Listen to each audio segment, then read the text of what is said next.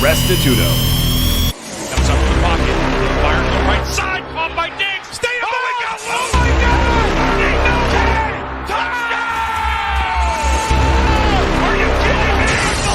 It's a Minneapolis miracle. I got 3 words for you. You like that?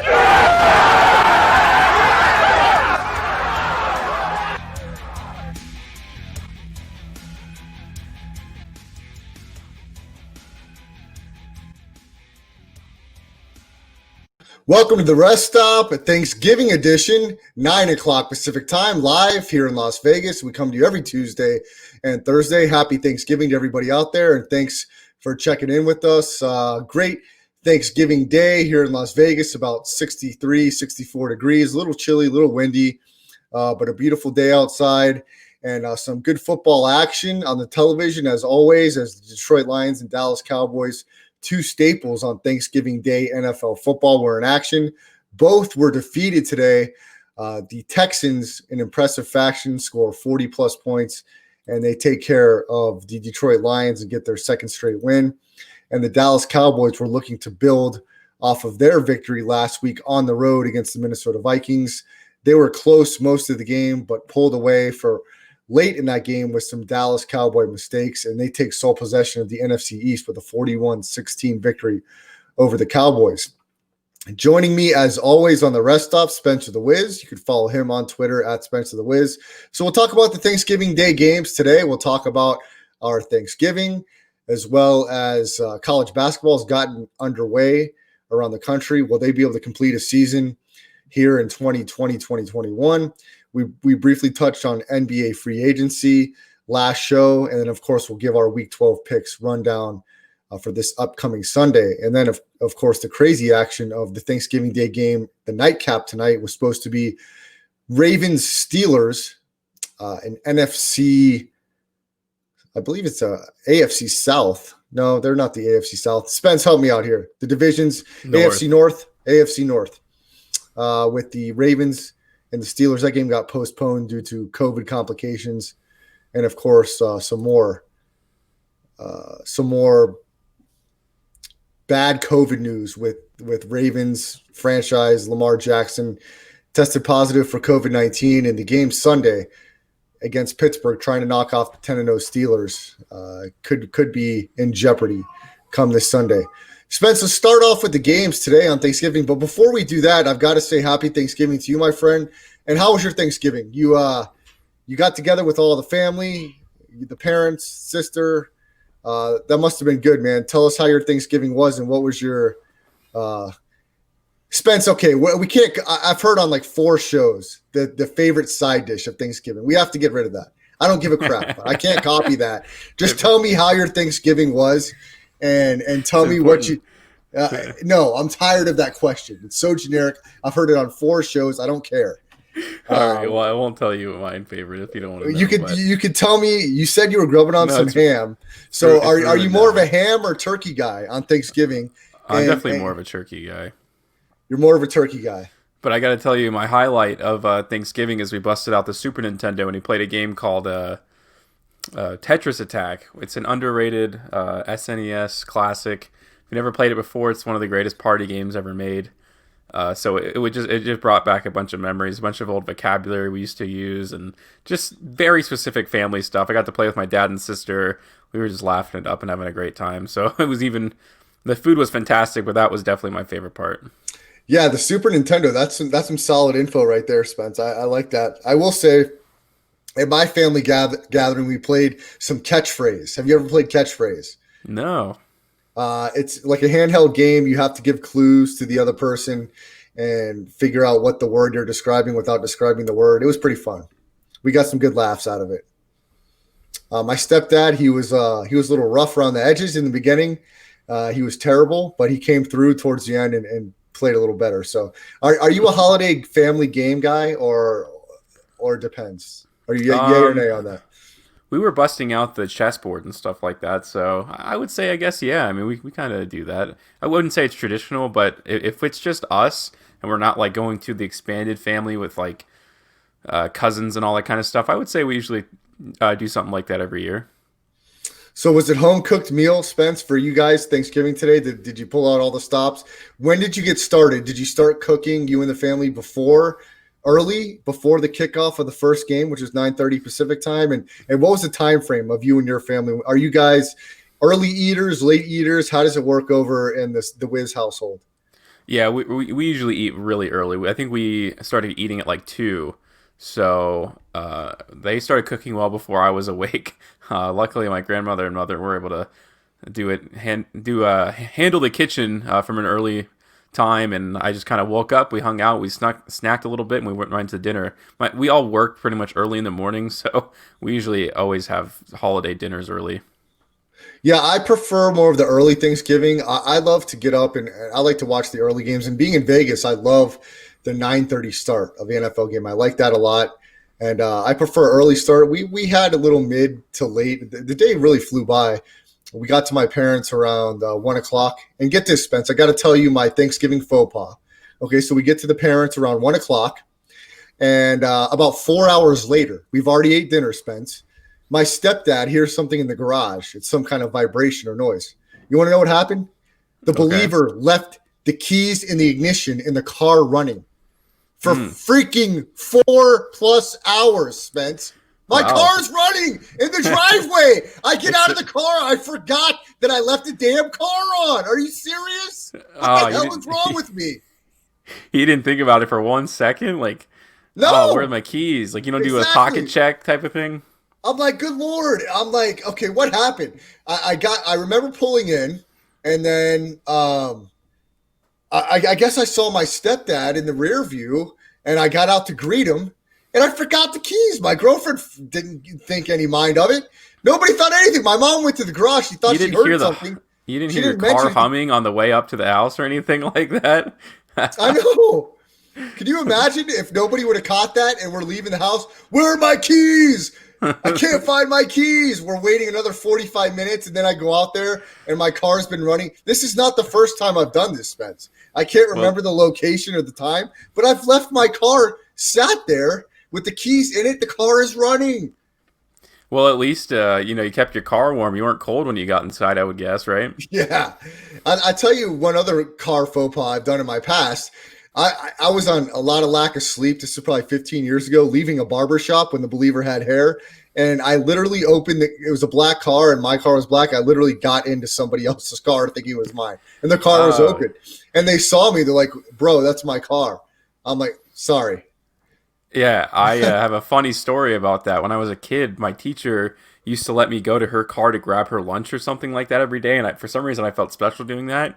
And one time, I totally just jumped into the wrong car. Although, in my defense, they left their car door open, like one of the teachers. So it's on them, to be honest with you. But as little Spencer was crawling around someone's car looking for lunch that just wasn't there until my teacher had to run out and grab me.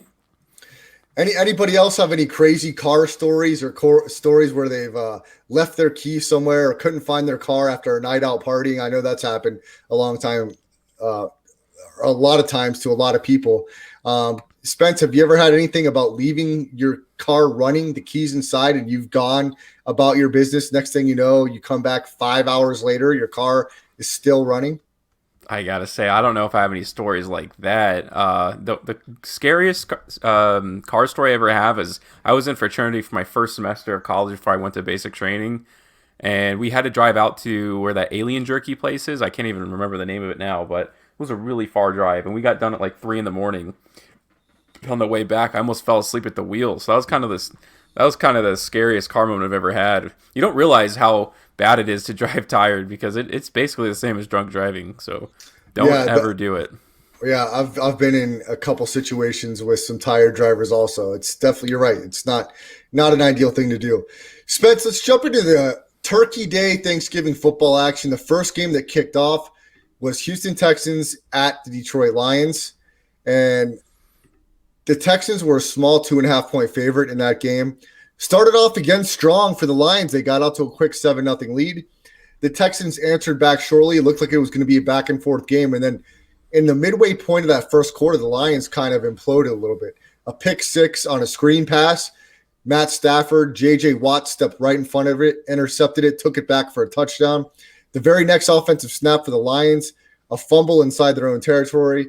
The Texans pick it up, and the Lions did get back in that, and I think they took a 1-point lead early in that first half. But after that, it was all Texans from there. Spence, Deshaun Watson, Will Fuller connected left and right, and they took control of that game in the second half.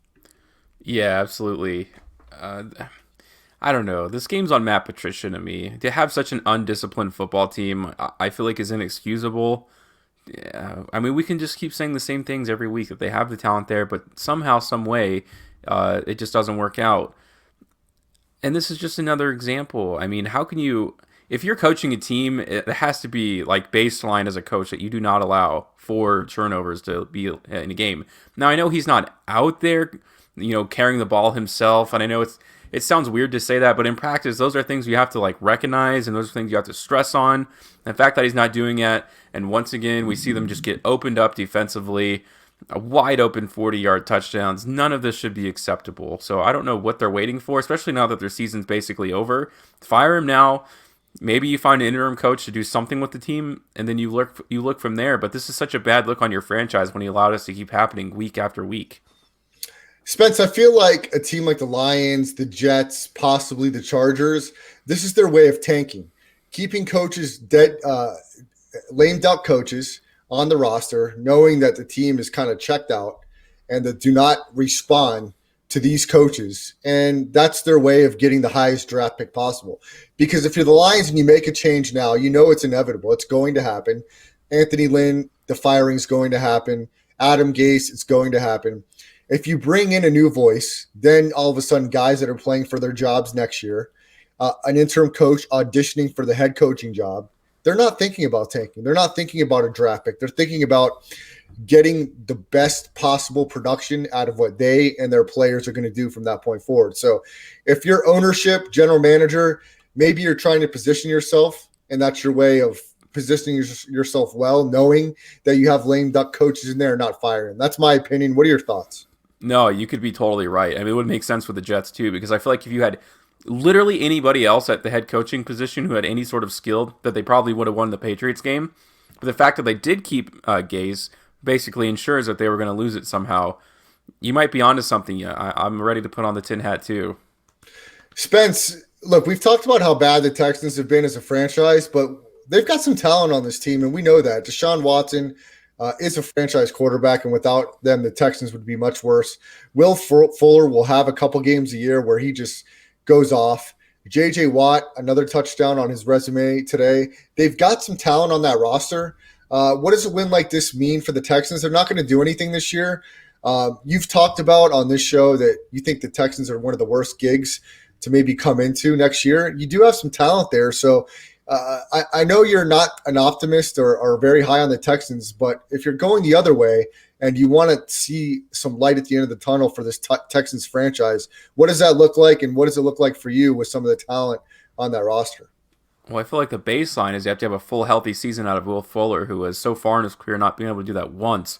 A lot of the times, I think for the first 2 seasons, they were season ending. We know he's talented. I mean, in his rookie season, who I think he was a rookie with Deshaun Watson, if I'm not mistaken, or maybe it was his second year. Explosive, looked like what he was going to be the 2 big pairings, Hopkins and him. And then we know it's kind of fallen apart since there. I don't know. When you come in, I think the first thing you have to do is trade J.J. Watt. I know it sounds crazy. He had the interception, whatever, but you got to get that money off of your books, and you got to start spreading that money across the rest of the defense. Just because the Lions were terrible today doesn't mean the Texans have a good defense at all. They gave up 25. It could have easily been a lot more if they were just playing against any sort of competent team. But we know, I mean, not a lot of teams can say they have no questions at the quarterback position. I would say there's probably like 4 teams that have said that haven't had at least conversations about what they're going to do with their quarterback. Maybe not this year, but the next. This, you're going to have this guy for the next 7 years as your quarterback. So that's the appealing part of it. But then once you go into that front office, you have to realize how many layers you have to peel back of all these terrible decisions that your previous head coach and GM has done to the team. You're devoid of first-round picks from the Laramie Tunsil trade. You didn't get one for the DeAndre Hopkins trade. And it's not like you have a lot of trade pieces. J.J. Watt is realistically your only trade piece because you're not going to get rid of Will Fuller. You're not going to get rid of Deshaun Watson. Other than that, I can't think of another guy on this team that's worth a first-round pick. So I don't know. I mean, hopefully they get I was going to say hope they get a stud next year, but they don't have one. So I don't really know what you do going forward to help this team improve and get closer to a playoff position. Spence, you talked about it and you showed the graphic on your show, I believe, and this show a few weeks ago about all of the kind of the cap disaster the Texans have on their roster, the guys they're paying that really don't deserve or that's really crushing them salary cap wise on their roster. Put on your GM hat for a second. You talked about trading JJ Watt. Is this something that you've got to kind of cut your losses? You know that Deshaun Watson and maybe one other offensive piece or two you want to keep to build around, but then kind of maybe try and trade or gut everybody possible, because that salary cap is not going to get any easier with this COVID situation next year and this year. Do you just kind of get rid of everybody that you can and start as fresh as possible? Yeah, I say baseline, you can work with this offense because your quarterback is just that good and he can just kind of will them that way. So I don't think you actually have to put too much work into that side of the ball. It's not perfect and it's not the best offense in the league, but they're very talented in empty sets just because of how good Watson is, obviously. So you're going to have to focus all of your attention on the defensive side. I can't think of a few names, so maybe you trade one of your best offensive linemen and hopefully you have a good backup. I don't know their situation as far as that goes. Get rid of J.J. Watt. Go hard in free agency. Maybe go hard in the trade on the trade block, because we've seen there's a ton of value with guys like Carlos Dunlap and stuff on the trade block that you can get for a relatively cheap price. And especially when you trade J.J. Watt, you're going to be able to do maybe a sign and trade with some of these bigger names, smaller names but bigger names. Like Bud Dupree will be a free agent next year. He could be a huge addition to this team in terms of the pass rush. So that's where you have to start. But it's not going to be fixed in one off season. It's impossible. You're going to have to let some of these bad contracts that no one's going to trade for expire. And then once you go there, so we're talking 2 years down the road, then you can see the bright side of this team if you can keep that offense relatively intact. And Spence, look, the Texans have been a playoff team for many, many years in that division. That's a winnable division. And I don't know that the Colts are going to be a mainstay for many years. I like their coaching situation, and I think they're doing the right things. I think Ryan Grigson's still the GM over there in Indianapolis. I think they're making the right moves, but I'm not convinced 100% that the Colts and the Titans are going to dominate that division, because Deshaun Watson and the Texans, I believe 4 out of 5 years, 3 out of 4 years have been playoff contenders in that division. So I don't know that as long as Deshaun Watson is your quarterback, you have to completely fold and not compete for the division. It's going to be a little bit of an uphill battle, but I think as long as Deshaun Watson is your quarterback, anything's possible. So it's not their year this year, but you do, like you said, Spence, you're one of the few teams that have zero questions at the quarterback position. Yeah, definitely. And it is kind of attainable unless Andrew Luck comes back. I think that was the first thing that popped in my mind. Then maybe you have some discussions internally about, but you just don't want to waste one of the best quarterbacks in the league's year. So you're always going to be aggressive. So there's no way they're just going to sit back. They're always going to try to do and make the big moves, and they're going to have to hope that they land the right ones, because otherwise they're going to be stuck in a hole for a very long time.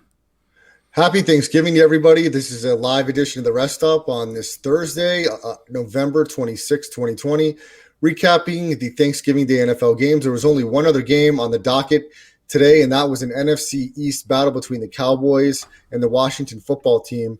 Washington did have a win last Sunday against the Bengals, but the Cowboys had a nice road victory against the Minnesota Vikings as well. And with Andy Dalton healthy and Zeke Elliott having his best game of the season, the momentum of the Cowboys were strong heading into this home matchup in division against the Washington football team. And look, the division's wide open in the NFC East. Every team has a losing record. 3 wins was tops heading into this game. It was close early. It looked like Dallas kind of had the momentum. Washington had a few breaks that allowed them to stay close. And then late in the second half, third quarter or so, it kind of switched, Spence. A couple aggressive calls on fourth down by Dallas. One was really deep inside their own territory, a fake punt that blew up on an end around. Washington was able to score a touchdown on the next play. Antonio Gibson, the rookie running back, had 3 total touchdowns. From that point forward, Washington dominated. They got a pick 6. And I've talked for weeks about my Alex Smith fandom. I predicted probably 3-4 weeks ago, Spence, that I thought Washington was the dark horse to win this division. And they were probably a lot of people's last choice to win the division. But right now, as we speak in this moment, they have sole possession of first place in the NFC East. They've got 2 straight wins. Their offense is not looking amazing. They've got a solid running game. And let me tell you, Chase Young has been outstanding on the defensive line. And Troy Aikman mentioned in that Fox broadcast, the Washington football team is the number 1 ranked pass defense in the entire NFL, which is very surprising. They weren't excellent in their pass defense early, but they got it together once they had the lead. And Washington looks like a formidable opponent as they keep finding ways to get better week in, week out under head coach Ron Rivera. And they ended up blasting Dallas in the fourth quarter. I believe they had 21 points or more, and they get a 41-16 victory over Dallas. So one favorite, one underdog today, and both games go over the total. The Washington football team, Spence, first place in the division. Not a lot of people thought about it. You talked about, me and you talked a little bit about Mike McCarthy before we came live. What did you think about this football game and about evaluate both teams at this point? Yeah, look, what Alex Smith is doing for sure is incredible. The fact that he's on the football field and he looks semi-confident, competent as well. You know, the interception was bad. That's kind of uncharacteristic of him as well. I mean, he was really known as the conservative guy, the check down king. So that was a little weird to see. But he made some great throws in that game. So he ended up having overall, you know, he's going to have a few of those mistakes coming back to football so recently. I think this is only his second start. To me, the story of this game is Mike McCarthy. When you pay your receiver, Amari Cooper, $100 million, you pay Ezekiel Elliott however much money they did. I think they made him the highest paid running back in the league. This is an unacceptable performance offensively, at least. We know they have the worst defense in the league. Basically, I can't think of another person or another team that's worst. But you have to have a more coherent strategy. You can't go for it when the game's tied on your own 30-yard line. That's just basic coaching 101. And also, if you are going to go for it, if it's inches like it was, you're not going to go for a QB sneak with someone like Andy Dalton. Instead, you go for this weird out route jump ball with CeeDee Lamb, the rookie who doesn't have very sure-fired hands. Dropped a wide-open pass in the end zone. That was on 3rd and goal after the interception. I don't know. I mean, we know, like, you can almost blame this, like, oh, it's just Andy Dalton. He's not that good. He's brought in a team to the playoffs 3 times. We know he has the ability to do that. Now, whether or not he has the ability to take a team to a Super Bowl, that's a different question, and the answer to that question is no. But in a division that this week, Andy Dalton should be enough to bring Dallas to the playoffs. I agree with you. And Spence, it's a bad division, and I would like to stay on my prediction, but it's not like the Washington football team is anything that necessarily scares me if I'm any other team. And I believe the New York Giants have the tiebreaker over Washington, and the Giants have been playing really good football. Philadelphia may be the worst of the group, actually. So is it a Giants and Redskins battle? I mean, the Redskins have swept Dallas. I believe the Giants have swept Washington. Is it going to come down to these 2 teams, and Dallas and Philadelphia are going to be last in that division? What are your thoughts? Yeah, that's basically the exact opposite going into the season, right? No one had any expectations for the Redskins. But look, you know, they're playing very inspired football. They're not going to win games outside of the division very often, but I think that they're good enough to beat, you know, the Cowboys and the Eagles for sure. So this will be very similar to like the Seahawks days. I think in 2015 was the only time or the last time a 7-win team went to the playoffs. We'll see something very similar here this season.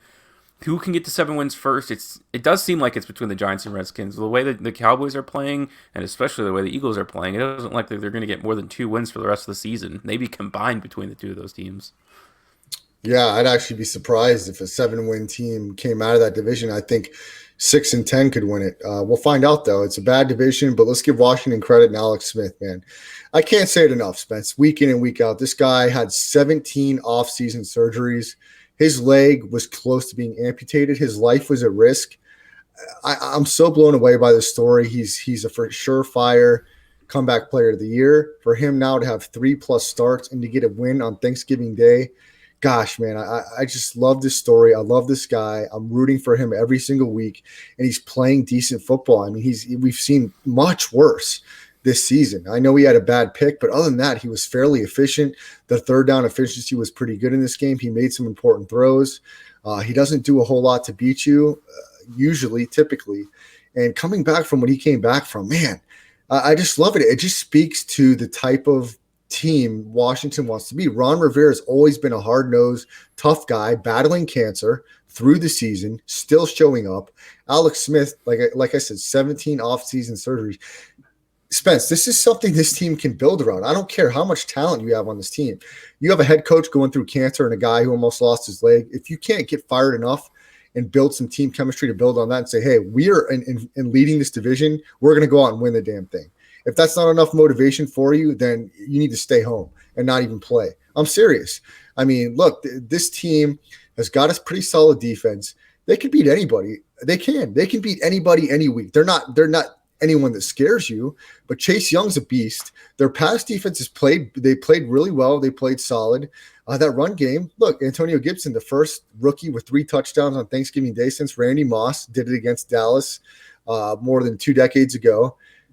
Washington's got a chance, and why not use something like what Rivera and Smith have gone through to galvanize this group of guys and really fight to win that division, host a home playoff game, and anything's possible from there. I mean, look what happened in this third game that was supposed to happen, Spence. It got postponed because of COVID-19, and the Ravens are blitzed with COVID-19 right now. A report came out today that Lamar Jackson, starting quarterback, reigning MVP, tested positive for COVID-19, and the game Sunday is likely in jeopardy in a divisional matchup between the Steelers and the Ravens. And the Ravens are on the outside looking in of the playoffs, Spence. And this is not a good sign for them if they've not been playing good football.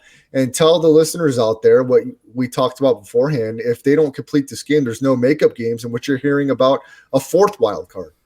Yeah, so I'll just give you one final thoughts on the Washington football team.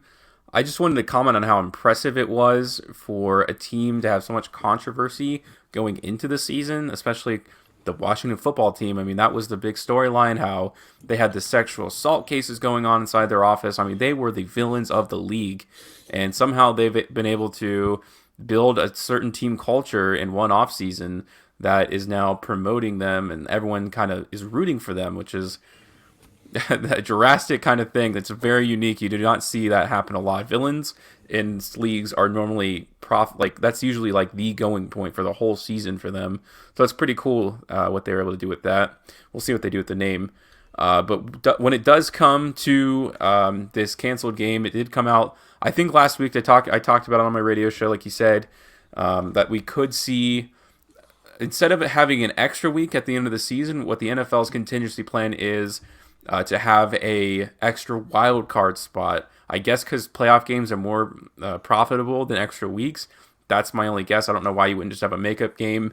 But still, it wasn't very clear, like through the article I read, if one league goes to 4 wild card spots, if the other one's going to follow suit, even if they don't cancel games. Because then potentially there's 2 different playoff brackets going on. I don't know how that's going to work out, but I don't know. I mean, if there's more, missing Lamar Jackson would just be so big, and it almost seems unfair. But I guess that's how it goes. I mean, they do have like 6 guys out. I don't know what the limit is. I don't know how you draw that line. I don't know what the regulations are. I can't imagine this is a game that the NFL would want to happen under these conditions, though. Yeah, Spence. For me personally, I've got a nice little ticket, a 4-team parlay. And you know that I'm not a big fan of the Steelers, but I had the Texans -2.5, which is a win. I had the Washington football team money line, which is a win. Thinking I was going to have a little Turkey Day parlay, I had the Ravens money line. I put this in very early in the week before even the running backs were announced to be out due to COVID. So that game is still live on the ticket, but it has to be played Sunday. And then I added the Chiefs -3 against Tampa. So I'm feeling pretty nice about it, but I'm not feeling so great if this game's played because, look, the Ravens are pretty depleted. But in my favor, when everybody counted out the Tennessee Titans earlier in this year after having to postpone their game, they came out shorthanded and blasted the Buffalo Bills. So anything's possible. We'll have to follow the story closely, Spence, to see how it lines up. But overall, even though it wasn't winning teams here on Thanksgiving, I always love Thanksgiving Day football. And I enjoyed it again this Thursday and looking for the rest of the holiday sports action. Spence, also getting started over the last couple of days, college basketball. Are you a big college basketball guy? And it's going to be really tough to complete a season here in college hoops. And what is March Madness for you going to possibly look like in still a pandemic middled 2021 season. I mean, there's a possibility by the springtime we have a COVID vaccine, but I still don't know if we're going to be able to complete a college basketball season as games are getting canceled every day. Yeah, it's not like football where they have a week to prepare to kind of move things around to think about it. In basketball, you're playing in college. It's like every 3 days, 4 days, 2 days. It's a little more sporadic, but there is not a lot of wiggle room. I don't know if they have like weeks added at the end or something like that. But once guys, some teams have played 12 games, some have played 15. How do you rank people? How are you going to have a tournament? And what is it all worth at the end of the day? They already canceled, all the tournaments last year. The Mountain West was one of the only ones to finish. I was at the UNLV game yesterday. I did see their home opener where they got blown out by Montana State. It's just so weird. I mean, it was nice to see live basketball. Obviously, it was cool to be there. But the fake crowd noise is so eerie, to be honest with you. I wish they would just cut it out and just play music or something. That would be better, in my opinion. I can talk about UNLV all day. But I'm just concerned for these kids. I mean, basketball, these COVID-19 outbreaks seem a lot more susceptible in basketball than they do in football for whatever reason. I think mostly it's because it's so small. Like, football's kind of separated, like defense and offense. So I guess those guys are technically away from each other. But in basketball, you got a rotation of 8 guys. So if one of them gets it, man, these guys are right next to each other all day. And there's a high chance. There's no pads or anything like that. I don't know if that helps. I don't know if the whole face mask thing helps. But these guys are just next to each other, grinding, and I don't know. I just don't see it working out. And the NBA is only going to be worse because at least there's 3 days sometimes between NCAA basketball games, but in the NBA, back-to-back games, week-long absences. What are they going to do? Is it all worth it? No, in my opinion, it's not. Spence, one game that kicked off, or I wouldn't say tipped off tonight, in Fort Myers, Florida, the number 1 ranked Gonzaga Bulldogs took on the number 6 ranked Kansas Jayhawks. Gonzaga got a really nice win, 102-90 over Kansas. 3 scorers for Gonzaga scored 20 plus points. Drew Timme for Gonzaga had 25. Jalen Suggs had 23. He had 24. And then also Corey Kispert had 23 for Gonzaga. And local guy, Julian Strother, freshman, Las Vegas product, he only had 2 minutes, played 2 minutes in this game. And he didn't have any points. But, man, this Gonzaga team, a lot of people are saying on Twitter, look the deepest that they've ever been. I just hope that we get a chance to see a completed season in some form or fashion because a lot of those college athletes last year were robbed of their season. I had a nice little futures ticket on Oregon basketball with Peyton Pritchard. He was in the conversation for Pac-12 Player of the Year, and, of course, that season cut short. So it's very interesting, the landscape of college basketball with some of these guys skipping college altogether, playing overseas, going to the G League. So, look, the season's up in the air. We don't know. Games are being canceled. It's going to be really tough with college hoops not being in a bubble to keep these short rosters and coaching staff clean. But we'll have to see how that plays out. And you mentioned UNLV basketball yesterday. Here locally, not looking great for UNLV sports as the football team struggling, the basketball team a disappointing loss. And Spence, with these college programs and cities already losing tons of money in sports with this COVID, this is not a good time for UNLV athletics to really be at the bottom dweller of the conferences. They're going to have to do a lot to kind of dig themselves out of this enormous hole that COVID's planted, and now them continuing to lose is making an even bigger hole. Yeah, and Brian and I were talking because we both went to the game and said this was probably the one game that the people in Vegas were like, oh, let me tune in and see what the UNLV basketball program's got going on this season. We never go to the games, but hey, maybe if we watch it and we enjoy it, when we do get to go back, maybe we'll go catch a UNLV game. This game has solidified that nobody will ever go to a UNLV basketball game ever again. Certainly no college students. I bet you I could interview kids on campus and ask them if we actually have a basketball program, and they probably say no. Because that's how unknown they are. It's how little people care on campus, I can at least say. But I go to the games all the time. I went to every game last season, and I can tell you that nobody under the age of 30, other than kids, were in the stands. And there's just no excitement at the school. No one seems to care about the sports program. And when you got a performance like this against Montana State, It's a new time low. The football team's never been good outside of our one bowl game victory, and we all know how good UNLV was in the 80s. My parents seem to think it's because the team hated Tarkanian so much, and they've kind of just ran any good school product or athletic product out of town, and this is what the price that we're paying for it. Yeah, it's unfortunate for UNLV. One more college basketball game of note in the top 25 college hoops. Villanova, they took care of Bobby Hurley's Arizona State Sun Devils. They got an 83-74 victory over Arizona State. Villanova ranked third in the country, start off the season 2-0. Spence, we had a decent week in our Week 11 NFL picks. Last week, we're looking to improve on that. I believe we gave out our Turkey Day plays. I think you might have been on the Texans. I'm not entirely sure. I know I took them on a ticket, but I thought that the Lions would have a interesting performance and find a way to show up. So I was on the wrong side of that one, and we'll count that towards our record in the loss column. But let's start off in Atlanta for Week 12. Your Las Vegas Raiders, our Las Vegas Raiders, Spencer, a 3-point road favorite against the Falcons. We're using the Circa Sports Million contest lines again here for Week 12. The Raiders are listed as a 3-point road favorite. I like the Raiders here, Spence. They're fighting for a playoff spot. I think Matt Ryan is equaling Phillip Rivers in what he can do in the pocket. He has zero mobility. He's a sitting duck. Julio Jones, inconsistency injury-wise, leaves a huge hole. Atlanta offense, and I just think the Raiders are very well coached. I think they've shown it year in and year out. A lot of people would say they should have had that victory Sunday night against Kansas City. I think they bounced back. Derek Carr may be playing his best football of the year, and I think the Raiders win and they cover that 3-point line. Yeah. Whew. I'll tell you, I'll go on the same side with you just because they should, and they're fighting for a playoff spot. I'm just going to tell you deep in my heart as a fan, I think they're going to get blown out by the Falcons. But for the purpose of the pick segment, I'll take the Raiders just because they have to. All right, Spence. I know you're not very excited about that one. What will be your thoughts if the Raiders do come out and let's say they get a road victory by 7 to 10 points? Even if it's not the most impressive, it'll put them in really nice position with 7 wins. So what will be your thoughts after that game, regardless of how, if they're able to come out with a road victory there? It'll be nice. I mean, I would love to see them in the playoffs, but I just know they have no chance to go anywhere.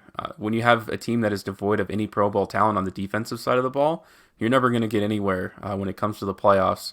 So do I want to see them get blown out in the first round? Yes and no is the answer to that question. Spence, come on, man. I'm not going to let you get away with this. It's not fair. We've seen with this COVID stuff, anything's possible, especially with Baltimore. They might not be able to field a team out there. And your Raiders are very close to being 2-0 against the defending champion Kansas City Chiefs. They have their number. They can compete with them. They will compete with them every time they step foot on the field. So you can't tell me that you're convinced that the Steelers are going to blow the Raiders out of the water. Yes, they would. Get out of here. It wouldn't even be close. The Steelers can't run the football. It would be the most embarrassing game of the season for the Raiders, for sure. It would be like 3-28. Spence, I'm pretty sure the last time you told me that the Raiders were going to be embarrassed, they came out with a win. Every time we've thought that. They beat the Saints, who may be the hottest team in the NFC. They beat the Chiefs 1 out of 2 times and probably should be 2-0. Opponent. The first time they played a real opponent and they played the Buccaneers, they got embarrassed like the bad team that they are defensively. Spence, we know the identity of the Raiders. If they can run the football effectively, they've got one of the best running backs, top 5, top 10 in the entire league. They've got a tight end that nobody can cover and a quarterback who's gaining confidence week in and week out. No. And a coaching staff. Go ahead. I'll tell you, Derek Carr, he was terrible the first 3 weeks. Something changed in his brain neurologically when he threw that horrible interception against the Chiefs. He's been a different quarterback since then. I have no idea how that works. Maybe he sold his soul to the devil after that play. Whatever the case may be, he is much closer back to his MVP self. If he didn't get hurt that season, he for sure would have been the MVP of the season. He's a lot closer to there. Well, that's what I'm saying. I'm saying he's getting better. Yes, but if you have zero talent defensively, Jonathan Abrams is the worst safety the Raiders have had since Obi Melifonwu, who they cut, I think, last season, who was a second-round pick. The worst safety the Raiders have had since him, and before that, I can't even go as far back. I don't even know who could be worse than him, because in my lifetime, the Raiders have had decent safeties forever. As long as he's playing in the lineup, the Raiders have no chance to beat any good offensive team, any offensive playoff team. Well, what I'm telling you is the Steelers can't run the ball. So you're going to tell me Ben Roethlisberger, who's battling injuries, Who's going to the last stop 4 any weeks. sort of run game that the Steelers have? That's what I'm saying. The Steelers don't have a run game. The They Raiders can't would run give the up ball. 100 yards to the Steelers' run game right now. They No. have zero talent on. If you want to talk about the run defense specifically, you want to talk about Max Crosby, who is the best player, a 4th-round pick from Eastern Michigan, by the way, is our best defensive player, which is embarrassing. He goes in the inside every single run play, and they just run outside of him. It is the most infuriating thing. And of course, the Raiders have no linebackers to actually cover anybody once they are on the outside. Hopefully, they go to the side of Damon Arnett because he's so good at tackling. But if that's not the case, Jonathan Abrams is going to be out of position. That's how the rushing touchdown was for the Chiefs. So as long as you run to the side of Jonathan Abrams and Max Crosby, you are easy good for 115 yards. And that's why I think the Falcons are probably going to beat the Raiders, because Todd Gurley's going to have a field day. He's going to have the best game of the season, the best game of the season he's going to have for the whole season. And hopefully the Raiders can try to shut down somebody, and they have to pray that Julio Jones gets a sprained ankle.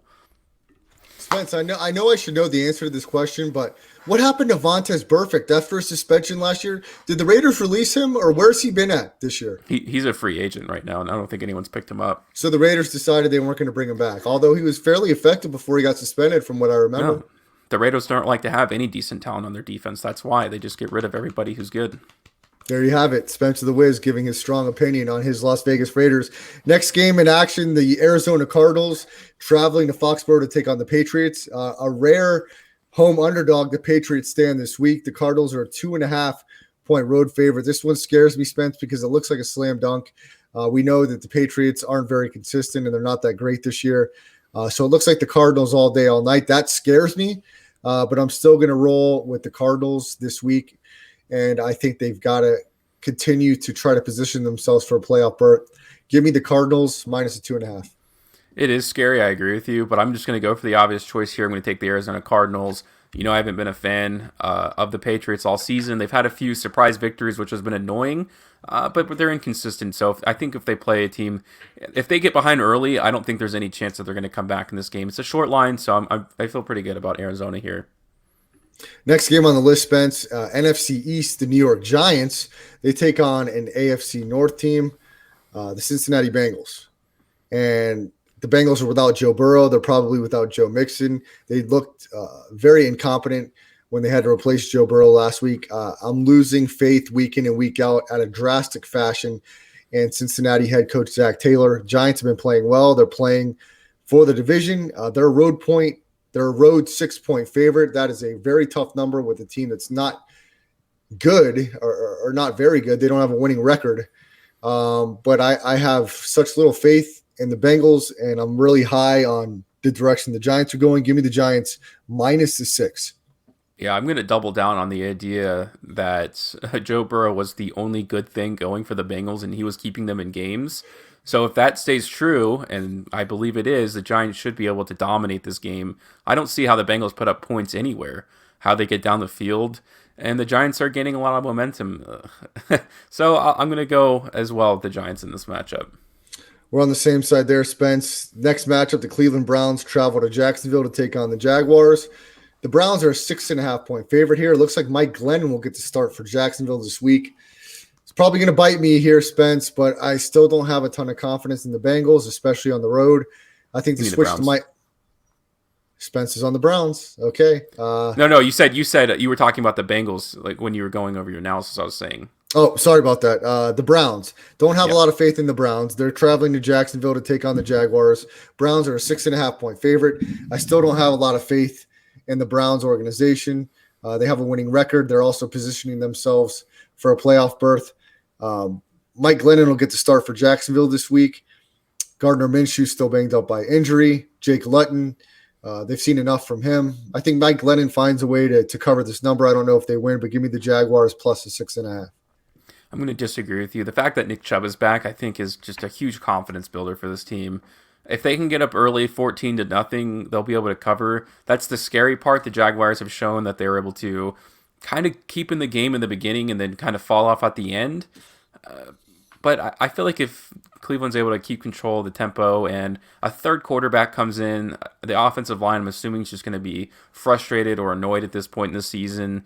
And if you got the pass rush like you do with the Cleveland Browns, they should be able to take care of business here. Mike Glennon showed not a lot of promise. He couldn't get it off the bench for the Raiders or in the second string over Nathan Peterman. If that's indicative of anything, Cleveland Browns should be able to cover this game. Yeah, the Browns have blown out a couple teams this year, and they have that capability, so it could very easily happen in this matchup. So I could be snake bitten here by the Jaguars, but I'm just not ready to ride the Browns train quite yet. Next matchup, the Carolina Panthers traveling to US Bank Stadium to take on the Vikings. Panthers are a 4-point underdog here. I think the Panthers may have Teddy Bridgewater back in this game, and if so, it'll be his first start against the team that drafted him, the Vikings. I really like the way the Panthers have played all year. They shut out the Lions last week. PJ Walker got to start. Christian McCaffrey will probably still be out with injury. I honestly think from top to bottom, Carolina is a better football team. I think they get the win outright and they cover that 4 points. The Vikings, we know what they can do offensively. Their defense is very, very bad. I think Kirk Cousins could make a few mistakes today. I think Matt Rule may outcoach his team. I love Mike Zimmer. I think he's a very solid coach, but this defense of the Vikings is just really, really bad. They're not good. They don't have a lot of talent aside from Eric Kendricks and Harrison Smith. There's a couple other guys, but in key positions to get the pass rush and cover corners, they're not there right now. So I think that the Panthers will take advantage of that, and I think they get the outright win. I'm not sure they win, but I'm also going to take Carolina here because Teddy Bridgewater is expected back. We know how competitive they are against some of the good teams, so against an average team like the Vikings, it seems a little too high for me, so that's the reason I'm going to go for the Carolina Panthers here. Spence, this next game may be the toughest on the card to pick, as it's going to be a battle of who really takes command of first place. But do I have this right? Didn't these teams play recently? But maybe they're playing again. Titans travel to Indianapolis to take on the Colts. In Indianapolis, Colts a 3-point favorite. I think these teams met just a couple weeks ago. Tough matchup here, Spence. I think they may have played on Thursday night. I don't even recall who won. I think the Colts won that game. The Colts won, yeah. So I'll let you start this one off. Colts 3-point favorite at home. I'm going to go opposite here. I went Colts that time. I'm going to go Titans here. It's so hard to beat a division rival twice in a season when you're playing at a high level. It's not impossible. It's happened a lot of times. But I feel too comfortable. I feel like the Titans are really starting to shape up here, get ready for that playoff push. So if they're gonna prove themselves as a legitimate playoff team, they have to win this game, and I think they will. This is a tough one for me, Spence. But from what I remember about that last game, the Titans led at halftime and they kind of beat themselves in the second half. So with that being said, having a nice victory in overtime last week, I'll also go with the Titans getting 3 points. So give me Tennessee +3. Next matchup, Spence. The LA Chargers travel to Buffalo to take on the Bills. Bills 5.5-point favorite in this matchup. We know the Chargers have an efficient offense, but their defense has been very bad. Buffalo, I believe they're coming off a bye week here. 5.5-point favorite. Spence, you start this one off. I don't know how you can ever go for the Chargers right now. And the Bills have been inconsistent at best this season. But when it comes to teams that they're able to take advantage of teams with bad defenses. They did it against Seattle, so I'm going to guess that they do it again here. So give me the Bills, the -5. To me, it's a tough one because I think it could be one of those close games. But I think the Bills coming off a bye, I think they're very, very well coached. I think the combination of Diggs and Josh Allen is a really efficient one. I'll take Buffalo as well, -5.5.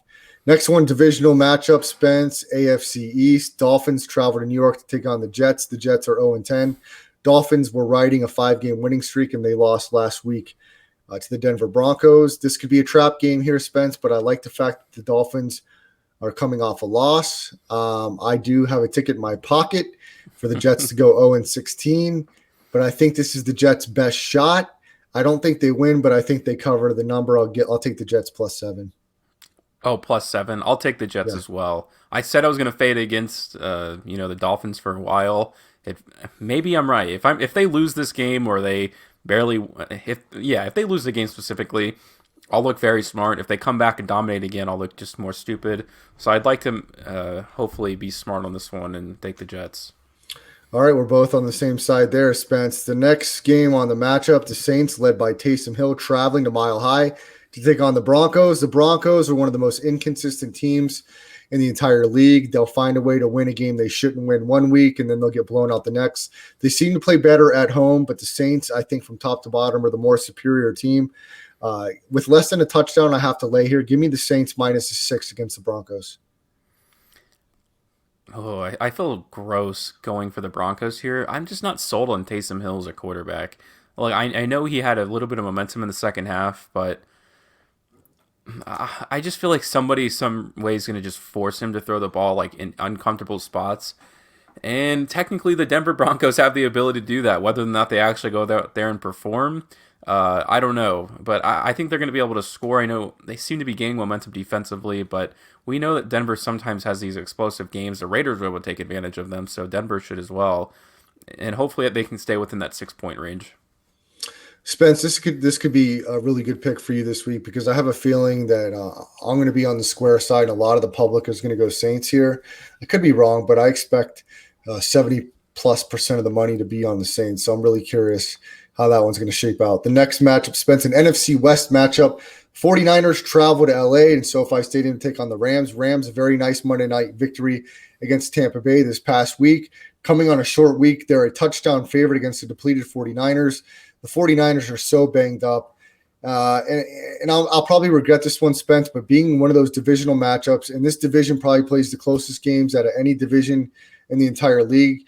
Teams that play each other in this division usually come down to one score, and for that reason, coming off a short week, I'm going to take this 49ers getting 7 here. It seems like a lot, and you're right about that. The 49ers have shown that can get blown out, but it's not their fault. It's not like next season they'll come out and perform the same way. I really love this Rams team. So uncomfortable doing in division matchups, but I'm gonna go with the Rams here and just say they ride the wave and just totally dominate this one. Spence going the Rams. I'm going Niners. You could be right there, Spence. We'll see how that one shapes up. Next matchup, the Chiefs traveling to Tampa Bay to take on the Bucs. Chiefs a road 3.5-point favorite on the Circus Sports Million contest line. Interesting, Spence, because we know Brady doesn't typically have 2 back-to-back bad weeks. The Chiefs, they're one of the worst teams against the spread in the entire league this year. I mean, that's the truth. That's the facts. Mm-hmm. They've played a lot of close games. This could be a game they lose outright. I'm going to regret this one because I do think the more I think about it, the more I think the Bucs win this one outright. But the Chiefs are too dangerous to bet against, so I'll take them minus 3.5 here in our pick segment. Yeah, I think the Buccaneers defense is Swiss cheese. It's not one of the worst in the leagues, but it's probably the bottom half. If someone's going to take advantage of a defense that isn't very talented, it's going to be the Chiefs. And Tyreek Hill's seemed a little quiet these past few weeks. I don't know who's going to guard Travis Kelce on this team either. It's not like they have any linebackers who can do that. It'll be a high-scoring one. I don't know what the over is. I'm sure it's huge, so maybe the under would be attractive in this one, but I'll also go for the Chiefs here. It sucks because they do seem to not cover the spread every single week.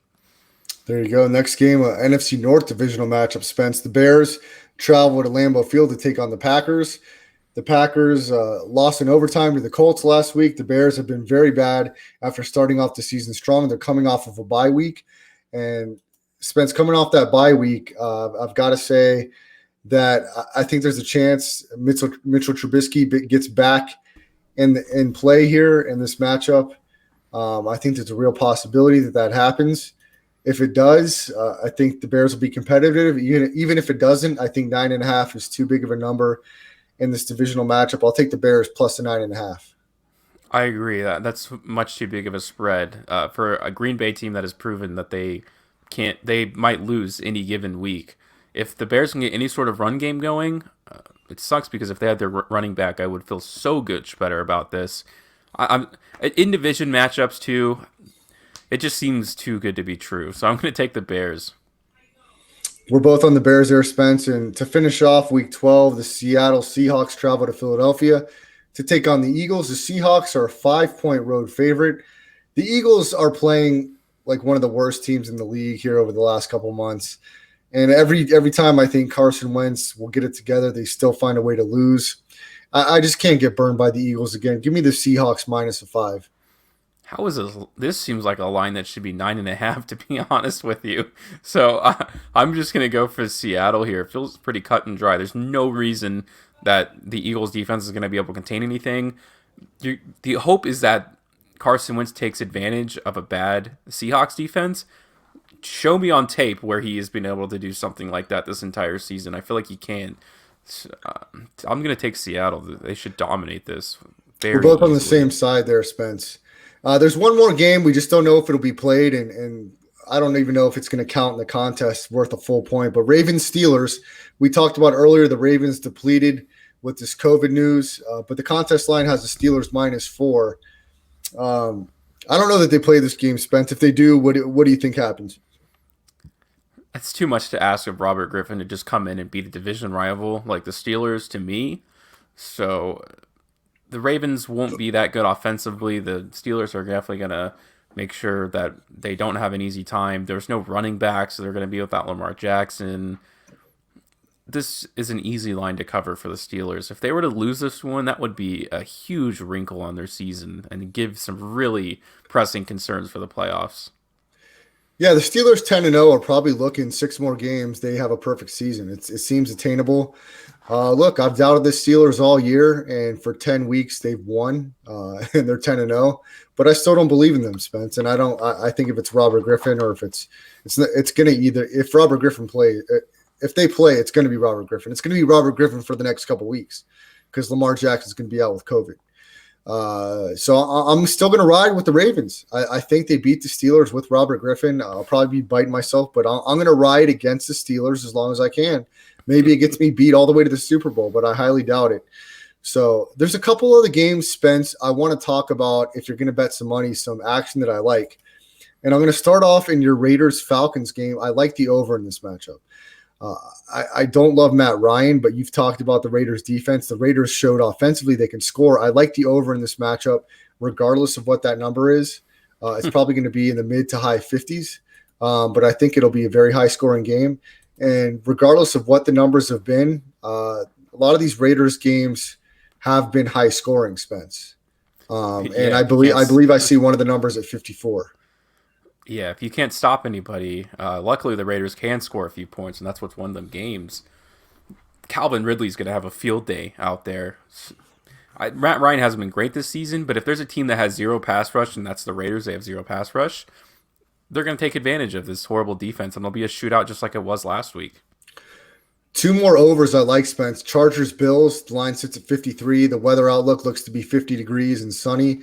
I think that's a high-scoring game. I'm going to look over there. And then also Panthers-Vikings, that's going to be indoors. The over-under there is 51. I think the Vikings can score anywhere between 20 and 28, and I think the Panthers beat them, and they score more than that. So I think that game could go over the 51 total. So I'll be looking at some action on the overs there in those games. So another Week 12 in the books, Spence, and we'll kind of figure out how we shape up coming down the home stretch of the season. If you miss any part of the rest stop, make sure you check out the podcast version of the show. You can check that out on Google Podcasts, iTunes, Spotify, Audio Boom, and make sure that you search Landry Football Conference Call. The rest stop will be underneath there. And make sure you listen to us on your way to work, on your way home, regardless of your podcast listening. Spence, I see you laughing here. Is it Brian Bravo that's really out of control here? Can we answer this guy's question? What the hell's wrong with him? He's so dedicated. It's just great.